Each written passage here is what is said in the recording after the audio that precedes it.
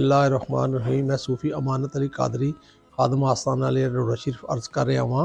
रमज़ान शरीफ रवां दुआएं, लिहाजा तुसी तुहाडे अगे अपील की जाती है कि ज़कात उशर फितराना इस वक्त सख्त जरूरत है सानू तुसी साडे नाल तावन फरमाओ। जिस तरह साबका सालां की तरह तुसी साडे नाल तावन करदे सो, इस साल भी सानू उम्मीद है कि तुसी साडे नाल अगे नालों ज़्यादा बढ़ चढ़ के तुसी तावन फरमाओगे।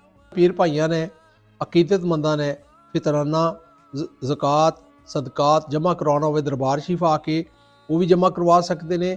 और असी अकाउंट नंबर अल कासम फाउंडेशन का स्क्रीन पर चला रहे हैं, ਜਿਹਦਾ ਤੁਹਾਡੇ ਤੁਸੀਂ ਉਹਦੇ 'ਚ ਵੀ ਆਨਲਾਈਨ ਪੈਸੇ ਜਮ੍ਹਾਂ ਕਰਵਾ ਸਕਦੇ ਹੋ। ਜਾਇਜ਼ ਕੈਸ਼ ਕਰਵਾਉਣਾ ਚਾਹੁੰਦੇ ਨੇ, ਈਜ਼ੀ ਪੈਸਾ ਕਰਵਾਉਣਾ ਚਾਹੁੰਦੇ ਨੇ, ਬੈਂਕ ਇਸਲਾਮੀ ਜਮ੍ਹਾਂ ਕਰਵਾਉਣਾ ਚਾਹੁੰਦੇ ਨੇ, ਉਹ ਤੁਸੀਂ ਕਰਵਾ ਸਕਦੇ ਹੋ।